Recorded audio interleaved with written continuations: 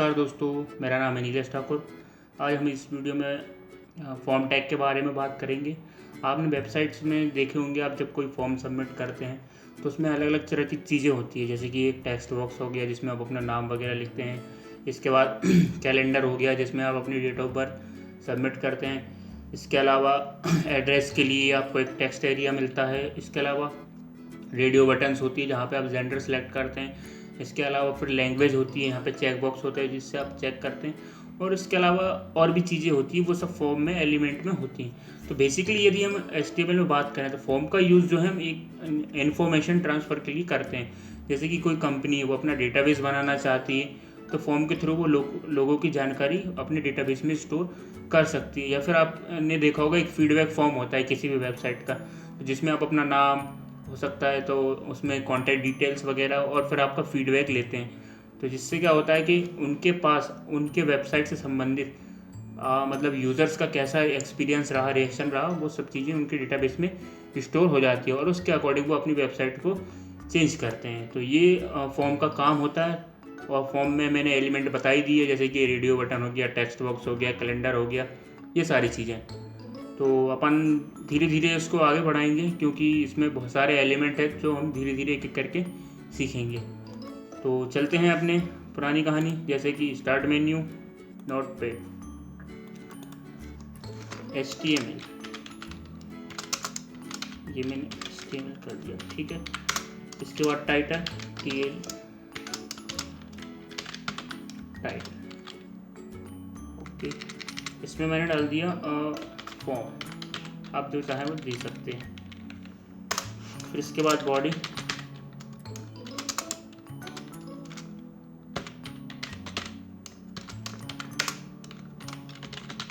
एक form tag शुरू और फॉर्म टैग ख़त्म। तो जो भी हमारा पूरा फॉर्म रहेगा वो फॉर्म टैग के अंदर ही रहेगा। ये कंटेनर टैग है, इसमें सारे हमारे जितने भी एलिमेंट होते हैं फॉर्म के वो सब रहेंगे। पहले हम फॉर्म के कुछ एट्रीब्यूट की बात कर लेते हैं। फॉर्म के जो है वो दो एट्रीब्यूट होते हैं, एक होता है मेथड एट्रीब्यूट और एक होता है एक्शन एट्रीब्यूट। तो मेथड एट्रीब्यूट क्या करती है, जब हम कोई डेटा भेजते हैं तो किस मेथड के अकॉर्डिंग वो डेटा जाएगा, तो वो यहाँ पे हम मेथड लिखते हैं। तो दो मेथड्स होती हैं, एक होती है गेट मेथड और एक होती है पोस्ट मेथड। ये आपके एग्ज़ाम के लिए ज़रूरी है, आप इसको पढ़ लीजिएगा। तो कितनी मेथड्स होती हैं हमारे पास? दो मेथड्स होती हैं। मतलब एट्रीब्यूट है मेथड, उसकी दो वैल्यूज़ होती है, एक होती है गेट और एक होती है पोस्ट। तो आप जो चाहें वो लगा सकते हैं। यदि आप कोई मेथड नहीं लगाते हैं तो बाय डिफ़ॉल्ट गेट अपने आप लग जाती है। Is that clear? देन होता है एक्शन। एक्शन मतलब जैसे ही आप फॉर्म की सबमिट बटन दबाएंगे, आप इसको सबमिट करेंगे, तो इसके बाद पेज क्या रिएक्ट करेगा, तो वो हम लिखते हैं एक्शन में। मान लीजिए जैसे कि मैंने लिख दिया यहाँ पे गूगल लिख दिया, google.com, मैंने किसी वेबसाइट का लिंक दे दिया। तो क्या होगा, जैसे ही आप सबमिट की बटन दबाएंगे तो ये सीधा आपको गूगल पे ले जाएगा। तो इसमें क्या करते हैं, जहाँ पे अपने को डाटा स्टोर करना होता है तो हम उसकी डिटेल दे देते हैं। यहाँ पे हम अपना ईमेल एड्रेस भी दे सकते हैं, जिससे क्या होता है वो डेटा सीधा ईमेल एड्रेस में स्टोर हो जाता है। तो इस तरीके से हम क्या कर सकते हैं, किसी भी फॉर्म के डेटा को एक जगह से दूसरी जगह ट्रांसफ़र कर सकते हैं। तो बेसिकली अभी हम वेबसाइट नहीं बना रहे हैं, इसलिए ना ही हम मेथड का यूज़ करेंगे और ना ही एक्शन का यूज़ करेंगे। क्यों? क्योंकि हमें सिर्फ फॉर्म अभी बना के दिखाना है। तो देखते हैं अपन। सबसे पहले एक फॉर्म होता है नॉर्मली, उसमें क्या होता है, नेम होता है आपका। तो ये हमने लिख दिया नेम। नेम के बाद क्या होता है, फिर आपका जेंडर होता है। फिर जेंडर के बाद क्या होता है आपका लैंग्वेज नॉन।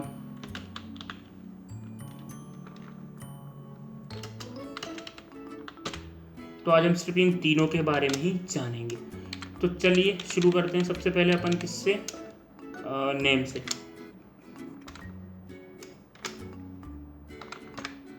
और इसको अपन कर देते हैं सेव। तो यहाँ से मैं गया और सेव पे क्लिक कर दिया। डेस्कटॉप पे जो नाम देना चाहे दे सकते हैं, जैसे मैं फॉर्म दे देता हूँ HTML और सेव कर दिया मैंने। तो ये फॉर्म आ गया, अपन ने इसको ओपन कर दिया। देखिए ये सारी चीज़ें आ चुकी हैं। तो इनके आगे अब हमें जो है वो सब चीज़ें लानी है, जैसे कि टेक्स्ट बॉक्स लाना है, तो वो कैसे आएगा। देखिए सबसे पहले तो मैं यहाँ पे BR लगा देता हूँ ताकि लाइन चेंज हो जाए, थोड़ा सा समझ में आने लगे। ये मैं इसको सेव कर देता हूँ, तो यहाँ पे अभी तक कोई दिक्कत नहीं। फिर इसके बाद नेम के आगे मुझे क्या चाहिए, एक टेक्स्ट बॉक्स चाहिए। तो उसके लिए हम टैग ओपन किया, इसमें लिखेंगे हम इनपुट टाइप। अब इनपुट टाइप हम किस तरह का लेना चाहते हैं, टेक्स्ट बॉक्स। तो इसमें हम टेक्स्ट बॉक्स के लिए लिखते हैं टेक्स्ट और इसको कर दिया क्लोज। और यहाँ से आप इसको सेव कर देंगे और यहाँ पे इसको, तो ये देखिए यहाँ पे टेक्स्ट बॉक्स आ गया। तो इस तरीके से हम नेम के आगे टेक्स्ट बॉक्स ला सकते हैं। अब जेंडर के आगे हम क्या लिखते हैं, रेडियो बटन्स होते हैं, तो उसके लिए हम क्या लिखेंगे, जेंडर के आगे जाएंगे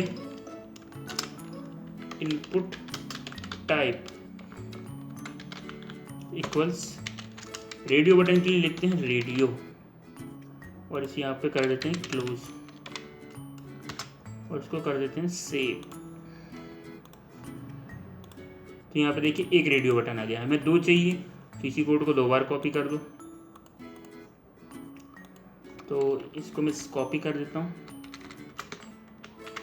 और इसको पेस्ट कर देता हूँ यहीं पे और इसको कर दिया मैंने सेव।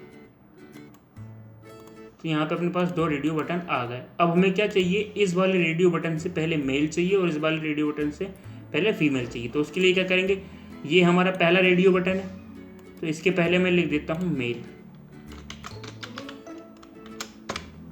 और ये दूसरा रेडियो बटन है, इसके पहले मुझे फीमेल चाहिए, तो यहाँ पे मैं लिख देता हूँ फीमेल और इसको मैं कर देता हूँ सेव। यहाँ पे आप देखेंगे तो देखिए मेल और फीमेल आ चुका है। अब यहाँ पे क्या दिक्कत हो रही है, मेल और फीमेल दोनों सिलेक्ट हो रहे हैं, तो इसका क्या करें, हम दोनों सिलेक्ट हो रहे हैं, तो इसको एक सिलेक्ट करने के लिए हमें क्या करना पड़ेगा, इन दोनों का ग्रुप बनाना पड़ेगा। ग्रुप में क्या होगा, इनमें से कोई एक सिलेक्ट हो जाएगा। तो इस ग्रुप कब बनता है, जब हम नाम सेम दे देते हैं इनका। तो इसका मैं नाम दे देता हूँ, जैसे कि मैंने दे दिया R1 और इसका भी क्या करूँगा, मैं नाम सेम दे दूँगा। दिखाई रहा आपको, ये इधर कर देता हूँ मैं और नेम और इसको मैंने दे दिया R1। देन मैंने इसको कर दिया सेव और यहाँ पे मैं करता हूँ रिफ्रेश। तो अब देखिए अब या तो मेल सेलेक्ट होगा या फीमेल। तो इस तरीके से हम मेल या फीमेल सेलेक्ट कर सकते हैं। फिर आती है लैंग्वेज नो। तो लैंग्वेज क्या होती है, हम एक से ज़्यादा सेलेक्ट कर सकते हैं, जबकि क्या होता है रेडियो बटन में सिर्फ हम एक ही सिलेक्ट कर सकते हैं। अब लैंग्वेज नोन के बाद मुझे क्या चाहिए, यहाँ पे चेक बॉक्स चाहिए। तो उसके लिए क्या करूँगा, मैं इनपुट टाइप में जाऊँगा, इनपुट टाइप, यहाँ पे हम लिखेंगे चेक बॉक्स CHECK और यहाँ पे इसको कर देते हैं क्लोज। देखते हैं क्या होता है। तो ये देखिए एक चेक बॉक्स आ चुका है, ये देखिए चेक बॉक्स आ चुका है। हमें मान लीजिए 2 चेक बॉक्स चाहिए, तो मैं क्या करूँगा, इसको 2 कॉपी कर दूँगा। तो ये देखिए इसको मैं सेव कर देता हूँ यहाँ से, तो हमारे पास 2 चेक बॉक्स आ गए। ये देखिए अब हमें यहाँ पे 2 लैंग्वेज भी लानी है। तो लैंग्वेज जैसे कि ये पहला बॉक्स है, तो इसके मैं आगे BR लगा देता हूँ ताकि लाइन चेंज हो जाए और इसके आगे भी BR लगा देता हूँ ताकि लाइन चेंज हो जाए। यहाँ से मैं इसको सेव कर देता हूँ। ये देखिए दोनों नीचे चले गए। अब मुझे यहाँ पे चाहिए हिंदी और यहाँ पे चाहिए इंग्लिश। तो उसके लिए मैं क्या करूँगा, तो पहले बॉक्स के आगे मुझे हिंदी चाहिए, तो पहला बॉक्स ये रहा, इसके आगे मैं लिख देता हूँ हिंदी और इसको मैं कर देता हूँ सेव। तो यहाँ पे देखिए पहले चेक बॉक्स के आगे हिंदी आ गई। अब आपको इंग्लिश चाहिए तो दूसरे चेक बॉक्स के पास चले जाइए, दूसरे चेक बॉक्स से पहले लिख देंगे अपन इंग्लिश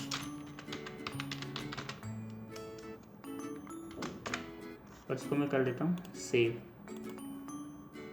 तो देखते हैं अपन, तो देखिए हिंदी इंग्लिश दोनों आ गई। तो इस तरीके से हम एक फॉर्म क्रिएट कर सकते हैं जिसमें नेम हो सकता है, जेंडर और ये लैंग्वेज नोन वगैरह ये सारी चीज़ें हो सकती हैं। तो आई होप आपको ये सारी चीज़ें समझ में आई होंगी। इसके बाद हम नेक्स्ट वीडियो में इसके कुछ एट्रीब्यूट्स के बारे में बात करेंगे और इसके अलावा जो भी सारी चीज़ें होती हैं एक फॉर्म में, एलिमेंट में, वो हम देखेंगे।